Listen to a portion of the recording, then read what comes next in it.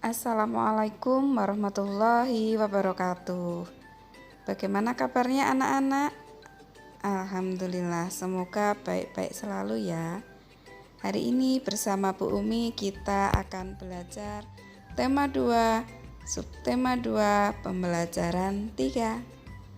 Kita belajar bersama yuk.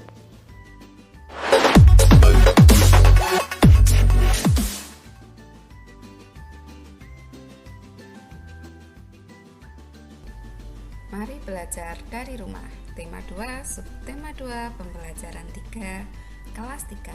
Manfaat hewan bagi kehidupan manusia.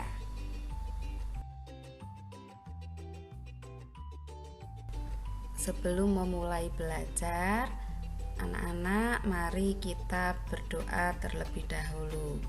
Berdoa menurut agama dan kepercayaan masing-masing. Berdoa mulai. Berdoa selesai.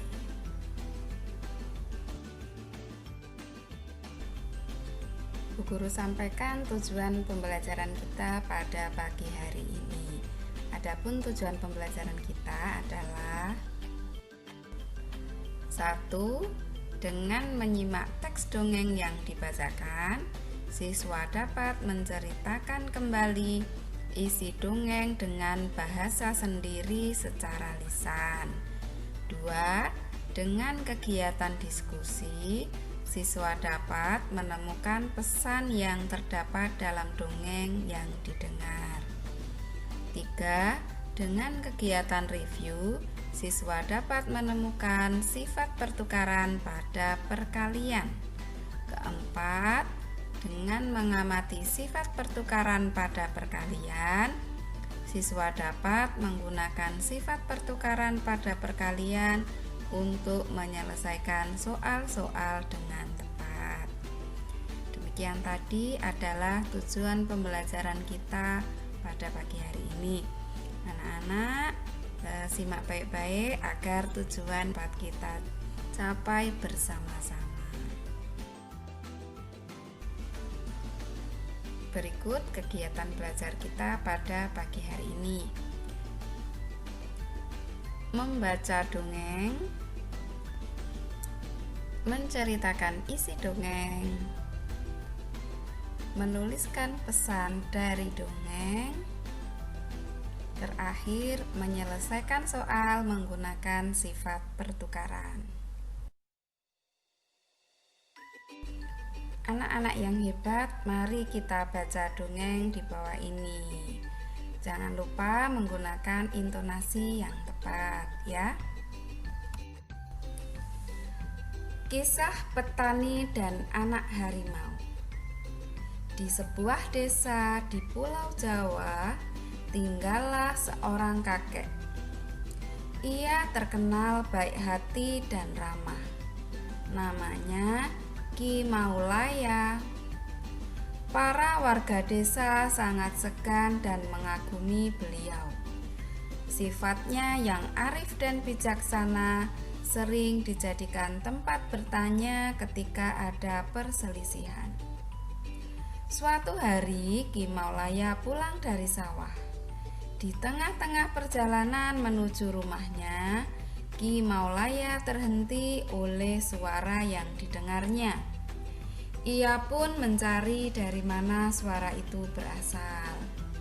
Dia menemukan sebuah lubang jebakan. Dilihatnya ada 3 ekor anak harimau yang terjebak dan tak bisa keluar.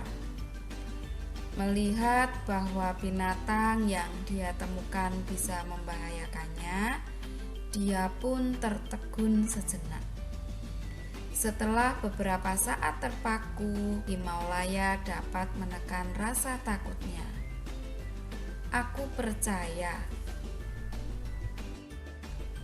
bahwa kebaikan pasti dibalas dengan kebaikan pula.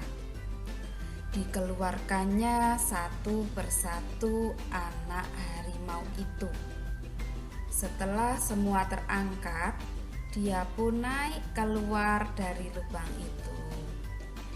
Baru saja dia sampai di atas, tiba-tiba dari semak belukar keluar seekor harimau yang sangat besar. Harimau itu adalah induk dari 3 anak harimau yang dia tolong. Ki Maulaya pun gemetar dan berkeringat dingin. Namun, dia mencoba mengendalikan rasa takutnya. Ia hanya pasrah pada kehendak Sang Pencipta. Harimau itu mendekatinya sambil mengendus-ngendus Ki Maulaya. Lalu dia pergi membawa anak-anaknya. Konon setelah kejadian itu, Ki Maulaya dan harimau menjadi sahabat. Harimau itu sering menunggui Ki Maulaya ketika di sawah dan menjaganya dari bahaya hewan-hewan buas. Dan apa yang diyakini Ki Maulaya terbukti, bahwa kebaikan pasti dibalas dengan kebaikan pula. Anak-anakku, dari cerita di atas maka dapat kita ambil pelajaran ya, bahwa kepada siapapun kita harus berbuat baik, karena kebaikan itu pasti juga akan dibalas dengan kebaikan. Nah, di atas adalah dongeng yang memuat pesan tersebut.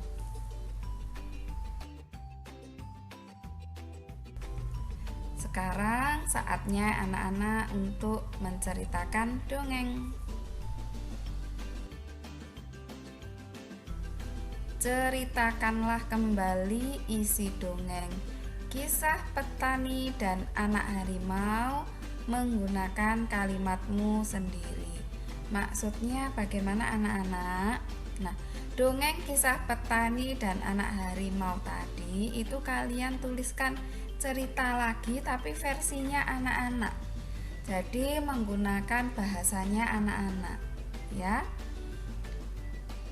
Jangan kalian membuat cerita di luar dongeng Kisah Petani dan Anak Harimau. Oke?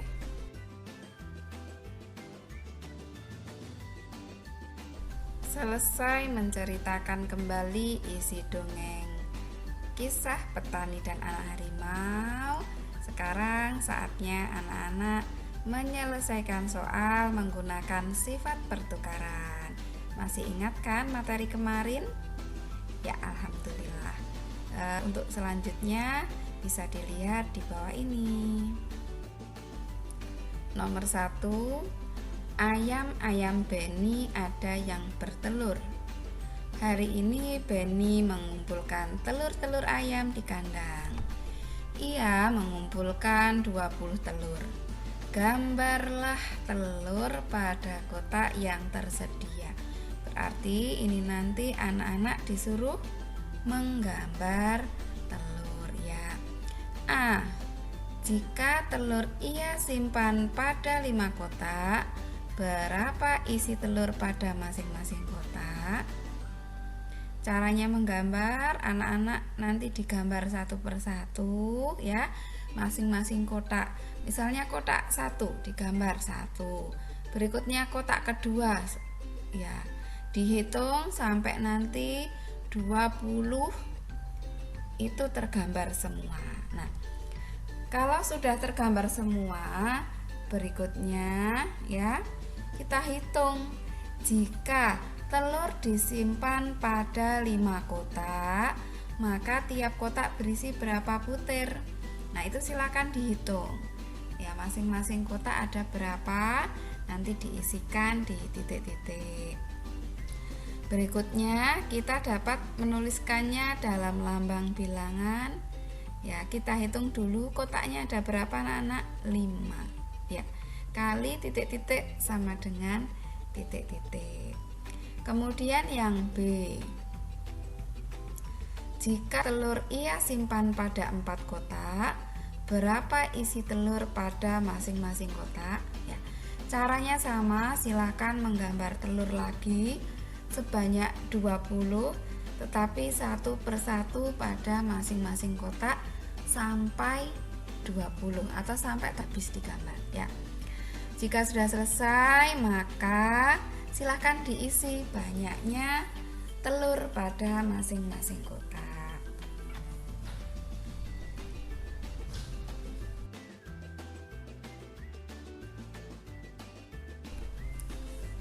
Nomor 2, Benny juga memelihara kelinci.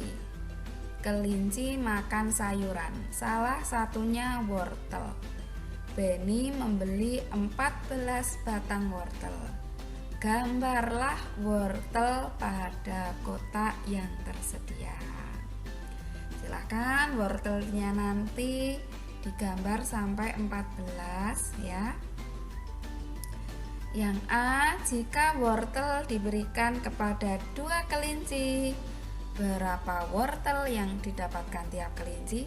Silahkan wortelnya digambar satu persatu sampai habis ya, sampai 14. Kemudian jika wortel diberikan kepada 2 kelinci, maka tiap kelinci mendapatkan titik-titik batang. Berapa batang? Silahkan dihitung kotaknya. Tiap kotak itu berisi berapa wortel. Begitu ya untuk yang A. Kemudian untuk B, jika wortel diberikan kepada 7 kelinci ya, berapa wortel yang didapatkan tiap kelinci? Silahkan dibagi rata. Digambar wortelnya pada tiap-tiap kotak ya. Kotaknya ada 7, silahkan. Nanti 14 itu sampai habis. Nah, jika sudah selesai, maka kembali kotaknya tadi dihitung. Dalam satu kotak itu terdapat berapa wortelnya. Ya, jelas ya anak-anak? Ingat lagi yang kemarin ya.